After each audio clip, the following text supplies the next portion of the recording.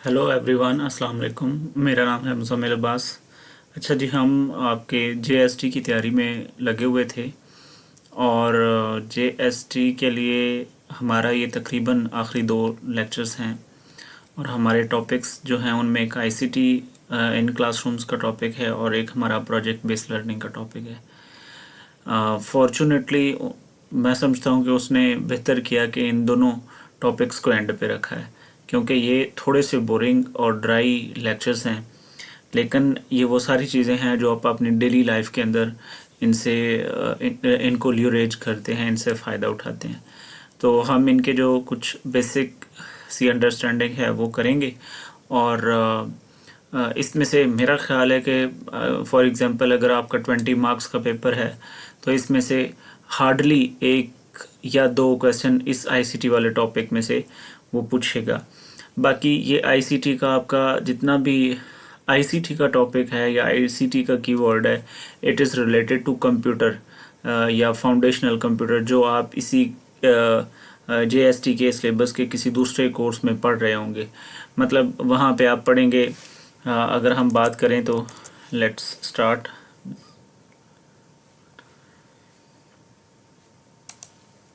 इन lectures पे हमने अपना ज़्यादा टाइम भी नहीं लगाना, तो एक एंड पे मैं एक मुकम्मल लेक्चर भी, रिविजनल लेक्चर भी रखूँगा जिसमें मैं आपको बताने वाला हूँ कि हमने कौन कौन से टॉपिक्स को, कौन कौन सी चीज़ें जो हैं उनको ज़्यादा तवज्जो देनी है। ओके, तो यहाँ पे जनाब आपका इसमें आईसीटी है। आईसीटी का जो एक्रोनिम है ना भाई, सबसे पहले तो आप लोगों ने ये याद रखना है। आईसीटी का मतलब होता है इंफॉर्मेशन एंड कम्युनिकेशन टेक्नोलॉजी।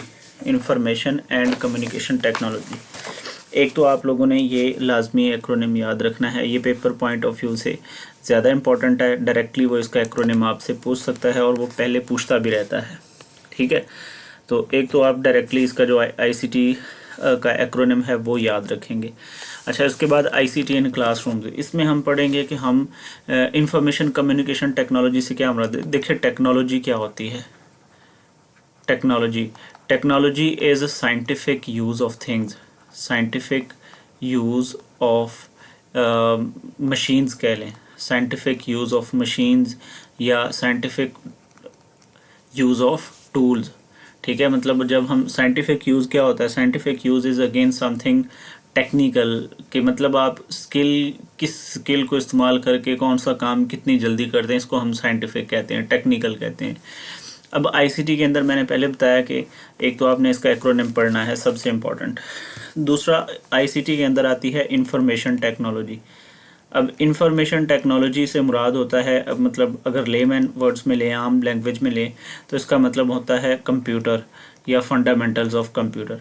अब ये मैंने आपका सिलेबस देखा है तो वहाँ पे आप किसी जगह पे पढ़ रहे हैं कंप्यूटर के बारे में भी, तो इसमें अगेन वही चीज़ें कि कंप्यूटर के पार्ट्स कौन कौन से हैं, ठीक है। उसमें से हार्डवेयर क्या चीज़ होती है, सॉफ्टवेयर क्या चीज़ होती है, और अब तो ये बहुत ही एडवांस्ड लेवल के हार्डवेयर आ चुके हैं। हमें जो जब हमारा सिलेबस होता था, मैट्रिक की या इंटर की बात करें, आज से 10-12 साल पहले, तो हमें पढ़ाया जाता था कि इनपुट डिवाइसेस कौन सी हैं, आउटपुट डिवाइसेस कौन सी हैं, और इसी तरह सीपीयू के पार्ट्स पढ़ा दिए जाते थे। लेकिन आजकल का जो वक्त है, आज तो हम एजेंटिक एआई पे पहुंच चुके हैं, तो हमें ये सारी चीज़ें भी आईसीटी में आती हैं। एजेंटिक एआई का इस्तेमाल या जनरेटिव प्रोग्रामिंग का इस्तेमाल, जीपीटीज़ का इस्तेमाल, ठीक है ना।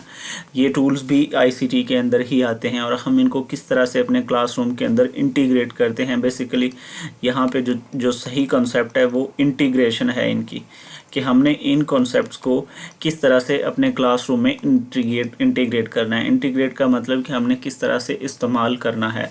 तो ये आप सिंपल इस तरह से अपनी डेली लाइफ में अब जीपीटी वगैरह का इस्तेमाल कर रहे हैं या अदर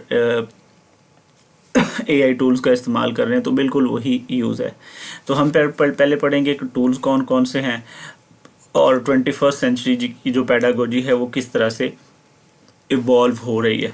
बेसिकली हमारी जो पैडागोजी है या जो पीछे जितने भी हमने टीचिंग मेथड्स पढ़े हैं वो सारे ट्रेडिशनल टीचिंग मेथड्स हैं, वो सारी ट्रेडिशनल पैडागोजी है। अब पैडागोजी ज़रा इवॉल्व हो चुकी है। अब पेडागोजी जो है वो यूज़ ऑफ इंटरनेट है, मतलब इंटरनेट ऑफ थिंग्स, जैसे आप लोगों ने पढ़ा है ना, internet of things, IoT tools को इस्तेमाल करके हम बच्चों को पढ़ा रहे हैं। तो इसका भी जैसे एक एंड्रागोजी होती है अडल्ट को पढ़ाना, इसी तरह टेक्निकल जो टर्म्स में पेडागोजी, उसका भी एक नाम रखा हुआ है। लेट मी सर्च इसको क्या बोलते हैं, ये भी बड़ा इंपॉर्टेंट है।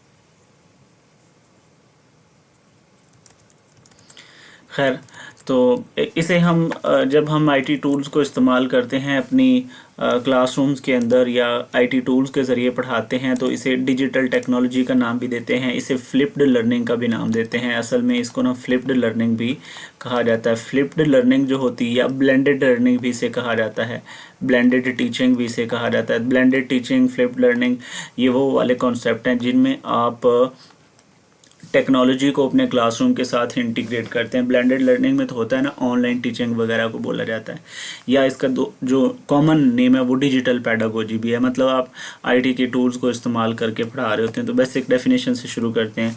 सबसे पहला सवाल तो ये है कि आईटी इंटीग्रेशन से क्या मुराद है। आईटी इंटीग्रेशन आपने पढ़ना है। आईटी इंटीग्रेशन में क्या है कि आपने टेक्नोलॉजी के रिसोर्सेज जो हैं उनको अपने क्लासरूम्स के अंदर किस तरह से इस्तेमाल करना है। It is very simplest definition. जैसे आईटी टेक्नोलॉजी के रिसोर्सेज, टेक रिसोर्सेज कौन कौन से हैं, आपका कंप्यूटर है, मोबाइल डिवाइसेस हैं, सॉफ्टवेयर हैं। सॉफ्टवेयर से मुराद जैसे चैट जीपीटी एक सॉफ्टवेयर है, जैसे जेमिनी एक सॉफ्टवेयर है, इसी तरह और मैथ के काफ़ी सारे टूल हैं या इंसाइक्लोपीडियाज़ हैं। इन टूल्स को किस तरह से आप क्लास के अंदर इंटीग्रेट करते हैं, इसको हम आईटी इंटीग्रेशन बोलते हैं। In daily classroom practices and in the management of school.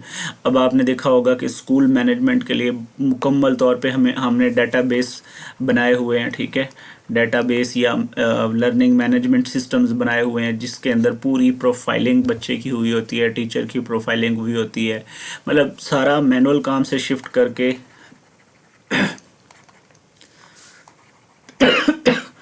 Manual से सारा शिफ्ट होके ऑटोमेटेड पर आ चुका हुआ है। तो इसको हम इंटीग्रेटेड क्लासरूम बोलते हैं। इसके नीचे एग्जांपल दी हुई है कि आप इंस्ट्रक्शन को सपोर्ट करने के लिए आप पावर पॉइंट वगैरह का इस्तेमाल करते हैं। आप रिसोर्सेज को या डाटा को या इंफॉर्मेशन को या नॉलेज को, टॉपिक को सर्च करने के लिए आप ऑनलाइन रिसर्च करते हैं। इसमें जैसे सबसे बड़ी एग्जांपल है, आप गूगल स्कॉलर्स वगैरह इस्तेमाल करते हैं। और आजकल तो मोस्ट एडवांस्ड फॉर्म में हमारे पास जनरेटिव टूल्स आए हुए हैं जिनको हम जीपीटीज बोलते हैं, या नेचुरल लैंग्वेज प्रोसेसिंग मॉडल्स आए हुए हैं। ये एब्रीवेशंस भी याद रखने वाली है। जीपीटी से क्या मुराद है, एनएलपी से क्या मुराद है, नेचुरल लैंग्वेज प्रोसेसिंग मॉडल्स हैं। इनमें एग्जांपल वो पूछ लेता है कि मॉडर्न जो टूल्स हैं, आईटी टूल्स हैं जो एजुकेशन के अंदर इंटीग्रेटेड हैं, कौन कौन से हैं। तो आपने कुछ के नाम भी याद रखने, जिनमें सबसे ज़्यादा हम चैट जीपीटी इस्तेमाल करते हैं, फिर हम जेमिनी वगैरह का इस्तेमाल करते हैं। तो ये अपने क्लासरूम में हम इस्तेमाल करते हैं। अब किस किस पर्पज़ के लिए इस्तेमाल करते हैं। अगला सवाल ये है कि हम किस पर्पज़ के लिए, या आईटी के हमें बेनिफिट्स क्या हैं, या आईटी को क्लासरूम के अंदर इस्तेमाल करने का पर्पज़ क्या है। जहाँ पे भी वाई की बात आती है तो इट मीन्स कि it is talking about purpose. अच्छा, एक तो मैं पीछे बात कर रहा था कि चैट जीपीटी या जेमिनी वगैरह हमारे क्या काम करते हैं। चले इनकी बात आ चुकी है तो इनकी बात कर लेते हैं। देखिए, आपने क्लासरूम के अंदर कोई मसलन टॉपिक है, टॉपिक को सर्च करना है, टॉपिक को एक्सप्लोर करना है, तो आप चैट जीपीटी का इस्तेमाल, जेमिनी का, एनएलपी का, जीपीटी का इस्तेमाल कर सकते हैं। कोई भी जीपीटी का मॉडल हो सकता है, वो ग्रॉक का जीपीटी हो सकता है, वो ओपन एआई का चैट जीपीटी हो सकता है, वो गूगल वालों का जेमिनी इस्तेमाल हो सकता है। अच्छा, ये भी याद रखना है कि आपका जो एग्जामिनर है वो ये भी आपसे पूछ सकता है कि जेमिनी किसका मॉडल है, किस कंपनी का है, ग्रॉक किस कंपनी का मॉडल है, चैट जीपीटी किस कंपनी का मॉडल है। तो आपको ये भी याद रखने हैं। इवन वो ये भी पूछ लेता है कि आजकल चैट जीपीटी का जो वर्जन चल रहा है, ये एग्ज़ाम्स में आ चुके हैं ये क्वेश्चन, इसलिए ये मोस्ट रियलिस्टिक हैं। मतलब वो ये पूछ लेता है कि आजकल चैट जीपीटी का कौन सा जो मॉडल है वो चल रहा है, वो 5.4 चल रहा है, 4o चल रहा है, या कौन सा चल रहा है। तो आपको ये भी याद रखने, ये भी पता होना चाहिए, क्योंकि ये आपकी मोबाइल फ़ोन्स के अंदर, लैपटॉप्स के अंदर इंस्टॉल्ड हैं। तो आप एक नज़र इनको देख लेना कि आपके मॉडल, वो जो वर्जन है इसका कौन सा चल रहा है। ओके, टॉपिक को एक्सप्लोर करने में मदद देते हैं। ये बहुत बुरा हो रहा है कुछ। अच्छा, इसके अलावा आपकी जो आपने अगर कोई इनसे लेसन प्लान्स तैयार करवाने हों, लेसन प्लान्स आपको इमीडिएटली तैयार करके दे देते हैं। इसके अलावा आपने अगर क्विज़ेज़ इस्तेमाल करने हो, आजकल तो बहुत इजी हो चुका है क्विज़ेज़ टीचर के लिए बहुत ज़्यादा मुश्किल होते हैं। तो आपने अगर क्विज़ेज़, और वो भी बड़े मज़े के क्विज़ेज़, इंटरैक्टिव क्विज़ेज़। अब इंटरैक्टिव क्विज़ेज़ क्या होते हैं? इंटरैक्टिव क्विज़ेज़ होते हैं कि मसलन मैंने आपके सामने एक MCQ, वेबसाइट के ऊपर MCQ आ रहा है, HTML, ये जो इंटरैक्टिव क्विज़ेज़ होते हैं ना, ये HTML based hyper text markup language में बनते हैं। लैंग्वेज यानी कि HTML पेजेस होते हैं, उन पे इंटरैक्टिव क्विज़ेज़ आते हैं। इनमें क्या होता है कि आपके पास क्वेश्चन होता है, उसके ऑप्शंस लिखे होते हैं, आपने जो ऑप्शन राइट है अगर उसको टिक किया है तो वो करेक्ट शो कर देता है, आपका स्कोर भी ऊपर लिखा जाता है। अगर आपने उसको रॉन्ग ऑप्ट किया है तो वो उसको क्रॉस कर देगा, आपका नेगेटिव भी शो कर देगा, आपको ये भी दिखा देगा कि इसका राइट आंसर क्या है, इसकी एक्सप्लेनेशन क्या है, और ऑटोमेटिकली नेक्स्ट MCQ पे चला जाएगा, प्रीवियस MCQ के भी ऑप्शन देगा। इसको बोला जाता है इंटरैक्टिव, ठीक है। तो ये इंटरैक्टिव क्विज़ेज़ भी आपको चैट जीपीटी बना के देता है, जेमिनी भी आपको इंटरैक्टिव क्विज़ेज़ बना के देता है। पहले ये काम करने के लिए आपको एक कोडिंग या प्रोग्रामिंग सीखना पड़ती थी, या एक प्रोग्रामर को हायर करना पड़ता था। मसलन जितनी भी बड़ी वेबसाइट्स हैं, जैसे पाक MCQs है, या दीगर जो लर्निंग प्लेटफॉर्म्स हैं, वो अपनी कोडिंग को इस्तेमाल करते थे, प्रोग्रामर्स को इस्तेमाल करते थे, और वो घंटों लगे रहते थे एक MCQ को टाइप करना, फिर उसकी कोडिंग करना। ये सब बहुत टाइम लेता था। लेकिन अब तो ये विद इन अ सेकेंड्स आपको 20, 30, 40, 50 MCQs इंटरैक्टिव बना के दे देता है। तो ये आपको IT टूल्स का क्लासरूम के अंदर फ़ायदा है। अब आप ये बच्चों के लेवल पे भी इस्तेमाल कर सकते हैं। क्लासरूम के अंदर अब गवर्नमेंट ने ही इवन आपको बड़े बड़े LCDs या इंटरैक्टिव वाइट बोर्ड्स प्रोवाइड किए हुए हैं, डिजिटल वाइट बोर्ड्स प्रोवाइड किए हुए हैं। वो ICT की एक एग्जांपल है। आप उनके अंदर ये सारी चीज़ें कर सकते हैं, इसलिए इन टूल्स का आपको आइडिया होना चाहिए। अच्छा, इसके कुछ बेनिफिट्स हैं जी। सबसे पहले तो ये एंगेजमेंट आपकी से मुराद बच्चों की एंगेजमेंट बढ़ाता है।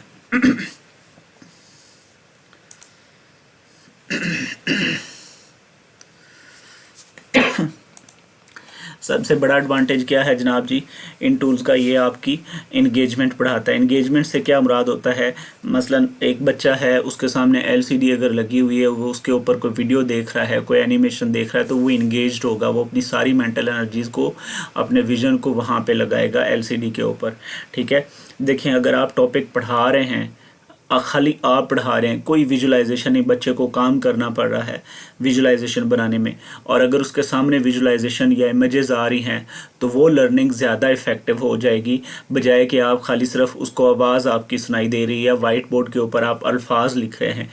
इसके बजाय अगर कोई क्लासरूम के अंदर कोई LCD, कोई बड़ी स्क्रीन इस्तेमाल हो रही है, प्रोजेक्टर इस्तेमाल हो रहा है, उसके ऊपर इमेजेस हैं, उसके ऊपर एनिमेशन आ रही है, तो वो बच्चे के लिए ज़्यादा इफ़ेक्टिव रहेगा। देखें, और जब भी कोई आप डिजिटल टूल को या ICT टूल को इस्तेमाल करते हैं तो ये सारे लर्निंग स्टाइल्स को कैटर करता है। अब लर्निंग स्टाइल कितनी तरह के होते हैं? बेसिकली 4 तरह के लर्निंग स्टाइल हमने पढ़े थे, विजुअल, ऑडिटरी, और उनमें से किनेस्थेटिक। ये 3 मोस्ट ज़्यादा इंपॉर्टेंट होते हैं, और एक रीड राइट।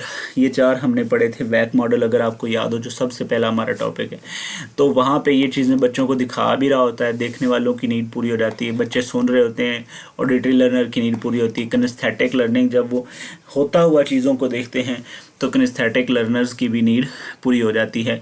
ये कहा जाता है कि अगर आप एक चीज़ को अगर आप एक चीज़ सुनते हैं तो उसका आपको 10% याद रहता है, लेकिन आप अगर कोई चीज़ होती देखते हैं तो आपको उसका 90% होती देखते हैं और करते हैं, उसको लर्निंग बाय डूइंग करते हैं तो 90% तक का आपका रिटेंशन लेवल रहता है। एक तो लर्निंग की प्रोपोर्शन होता है ना, एक रिटेंशन लेवल भी होता है। रिटेंशन लेवल का मतलब होता है आपने जो चीज़ लर्न की है उसको अपनी मेमोरी के अंदर कितना स्टोर किया है, कितना रिटेन किया है। तो ये कहा जा सकता है फिर कि आईटी टूल्स की मदद से हमारा जो इंगेजमेंट लेवल है वो बढ़ जाता है। अच्छा, आपको दूसरा बड़ा फ़ायदा, रियल टाइम में आपको डाटा मिलता है। रियल टाइम में आप दुनिया की किसी भी लाइब्रेरी में रिसर्च आउट कर सकते हैं। जैसे किड्स की लाइब्रेरीज़ बनी हुई हैं, किंडल है, किंडल बहुत बड़ी लाइब्रेरी है। इसके अलावा गूगल स्कॉलर बड़ों के लिए एक बहुत बड़ी लाइब्रेरी है, एनकार्टा इंसाइक्लोपीडिया है, और ब्रिटेनिका इंसाइक्लोपीडिया है, और सबसे बढ़कर तो यूट्यूब किड्स एक बहुत अच्छा रिसोर्स है। ये आप बड़ों के लिए यूट्यूब और छोटों के लिए यूट्यूब किड्स ये बहुत बड़े और बहुत अच्छे रिसोर्सेज हैं। इन रिसोर्सेज पे आप किसी भी वक्त किसी भी लम्हे जा सकते हैं। क्लासरूम में आप यूज़ कर रहे हैं आईटी, आपका एक बड़ी स्क्रीन लगी, एक प्रोजेक्टर लगा हुआ है, इंटरनेट लगा हुआ है, तो आप किसी भी रिसोर्स को any time you can access. आपने बुक रिसर्च करनी है, सर्च आउट करनी है, बुक से रेफरेंस लेना है, आपने किसी वेबसाइट से रेफरेंस लेना है, यूट्यूब से, तो आप ले सकते हैं। इट इज़ ऑब्वियस, और ये कोई मतलब पढ़ने वाली इतनी ज़्यादा इंपॉर्टेंट या मतलब देखने वाली चीज़ नहीं, ये सारी चीज़ें आपको आइडिया होंगी कि ये फ़ायदा हो सकता है। उसके बाद आपने फ्यूचर प्लान करना है, आपने कोई लेसन प्लान बनाना है, कोई डिजिटल लिटरेसी की कैंपेन करनी है, तो उसमें आपको मदद कर सकता है। और सबसे बढ़कर एफिशिएंसी। एफिशिएंसी क्या चीज़ होती है? एफिशिएंसी का मतलब होता है मिनिमम आउटपुट के साथ मैक्सिमम, मिनिमम इनपुट के साथ मैक्सिमम आउटपुट हासिल करना। देखो, अगर आप सिंपल ट्रेडिशनल टीचिंग मेथड इस्तेमाल कर रहे हैं, आप सिर्फ खड़े होकर क्लासरूम पे वाइट बोर्ड पे पढ़ा रहे हैं और बोली जा रहे हैं, वो शायद इतना ज़्यादा एफिशिएंट नहीं रहेगा। एफिशिएंट से मुराद वो ज़्यादा इतने अच्छे रिजल्ट नहीं लाएगा जितना कि आप बच्चों को अगर कोई चीज़ होती दिखाएंगे या बच्चों से करके लर्निंग बाय डूइंग के ज़रिए, बच्चों से एक्सपेरिमेंट वगैरह के ज़रिए करके हासिल करेंगे, तो वो ज़्यादा इफेक्टिव रहेगा। उसके बाद कोलैबोरेशन बढ़ती है इनसे। ओके, तो ये जो थी ना हमारे पास, ये बेसिकली एक तो आईसीटी का इंट्रोडक्शन है कि आईसीटी का इस्तेमाल कहाँ पे किया जाता है, ये कैसे किया जा सकता है। ये आईटी इंटीग्रेशन का क्या मतलब है? आईटी इंटीग्रेशन का, इंटीग्रेट का मतलब होता है दो चीज़ों को मिला देना, किसी एक चीज़ को किसी दूसरी चीज़ में शामिल कर लेना। तो जब हम आईटी टूल्स को, डिजिटल टूल्स को, कंप्यूटर को, मोबाइल सर्विसेज को, स्क्रीन को, डिजिटल टूल को, प्रोजेक्टर को बीच में क्लासरूम लर्निंग के अंदर लेकर आते हैं, तो इसका मतलब है हमने क्लासरूम के अंदर आईटी को इंटीग्रेट कर दिया है, जैसे हम आईसीटी इंटीग्रेशन या आईटी इंटीग्रेशन कहते हैं। उसके बाद अब हम पढ़ेंगे कुछ हमारे जो ट्रेडिशनल आईसी टूल्स हैं। अच्छा, यहाँ पे ना एक आपने बात याद रखनी है, ICT as an instructional facility काम करता है। आईसीटी क्लासरूम में एक इंस्ट्रक्शनल फैसिलिटी के तौर पे काम करता है, ठीक है। इंस्ट्रक्शनल फैसिलिटीज़ का जो बेसिक पर्पस होता है वो डिफरेंट लर्नर की नीड्स को कैटर करना होता है, डिफरेंट लर्निंग स्टाइल्स, ठीक है। ये मैं पहले भी बात कर चुका हूँ। अभी हमने यहाँ पे बात की कि जो आईसीटी का मेन क्या है, कि ये मेन पर्पस क्या है या मेन एडवांटेज क्या है, कि ये विजुअल, ऑडिटरी और किनेस्थेटिक साइमल्टेनियसली एक वक्त में हर तरह के लर्नर की लर्निंग नीड्स को पूरा कर रहा होता है, ठीक है। ओके, अब आईसीटी भी बजाते खुद क्या है, एक इंस्ट्रक्शनल फैसिलिटी है। इंस्ट्रक्शनल फैसिलिटी का मतलब क्या होता है? हर वो चीज़ जो इंस्ट्रक्शन में, पढ़ाने में आपकी मदद करती है उसको इंस्ट्रक्शनल फैसिलिटी कहा जाता है। मसलन आप अगर कोई चार्ट यूज़ कर रहे हैं, ठीक है, ये भी आईसीटी है, ये भी आईसीटी टूल है, ये भी इंस्ट्रक्शनल फैसिलिटी है। आप कोई स्क्रीन यूज़ कर रहे हैं, ये भी एक इंस्ट्रक्शनल फैसिलिटी है। आप कोई मॉडल यूज़ कर रहे हैं, वो भी एक इंस्ट्रक्शनल फैसिलिटी है। So whatever you are using in your teaching process, in your instructional process, it is called instructional facility. और ट्रेडिशनल लैंग्वेज में इंस्ट्रक्शनल फैसिलिटीज़ को एवीएड्स कहा जाता है।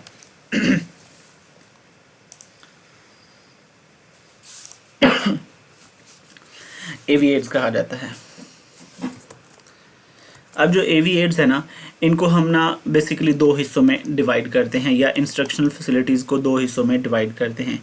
एक होती हैं ऑडियो इंस्ट्रक्शनल फैसिलिटीज़ और एक होती हैं वीडियो या विजुअल इंस्ट्रक्शनल फैसिलिटीज़। हम बस इनकी कैटेगराइजेशन को पढ़ लेंगे, बाकी इनका एडवांटेज क्या होता है वो आप लोगों ने पीछे देख लिया कि ये क्या करते हैं, इंगेजमेंट को बढ़ाते हैं, रिसोर्सेज को एक्सेस करने में हमें मदद देते हैं, हमें फ्यूचर प्लानिंग में मदद देते हैं, एफिशिएंसी, टीचिंग एफिशिएंसी को बढ़ाते हैं, और स्टूडेंट और लर्निंग की जो कोलैबोरेशन है उसको एनहांस करते हैं। ये इनके एडवांटेज हैं, यही पेपर में पूछे जाएंगे। ये चीज़ें इतनी ज़्यादा अब इम्पॉर्टेंट नहीं रही और इतनी ज़्यादा रेलेवेंट नहीं रही जो मैं अभी बातें कर रहा हूँ कि इंस्ट्रक्शनल फैसिलिटीज़ जो है, इसी के अंदर हम ICT टूल्स को भी शामिल करेंगे। जो इम्पोर्टेंट रहा है, जो इम्पोर्टेंट बन चुका है वो ये है मॉडर्न ICT टूल्स, जिनमें एजेंटिक AI के टूल्स हैं, जिनमें GPT जनरेटिव जो प्रोग्रामिंग टेक्नोलॉजी है, या language natural language processing model है, NLPs वगैरह, ChatGPT वगैरह, जेमिनी वगैरह, ये एजुकेशन में किस किस तरह से हमारी मदद कर सकते हैं, ये सवाल पूछे जा सकते हैं। जैसे मैंने बात बताई, लेसन प्लान प्रिपेयर करने में, टॉपिक को प्रिपेयर करने में, किसी प्रॉब्लम को सॉल्व करवाने में, कोई क्विज़ बनाने में, इंटरेक्टिव क्विज़ बनाने में, इवन प्रेजेंटेशंस बनाने में अब ये ChatGPT और जेमिनी और इस तरह के नेचुरल लैंग्वेज प्रोसेसेस इस्तेमाल हो रहे हैं। ये चीज़ें आपसे ज़्यादा पूछे जाएंगी। ओके, तो हम इनको ना डिवाइड कर लेते हैं दो हिस्सों में। एक होते हैं ऑडियो प्रोजेक्ट आपके ICT टूल्स, और एक होते हैं विजुअल ICT टूल। इनको हम अगले लेक्चर के अंदर पढ़ लेते हैं। फ़िलहाल ये इतना ही करेंगे। मैं अपना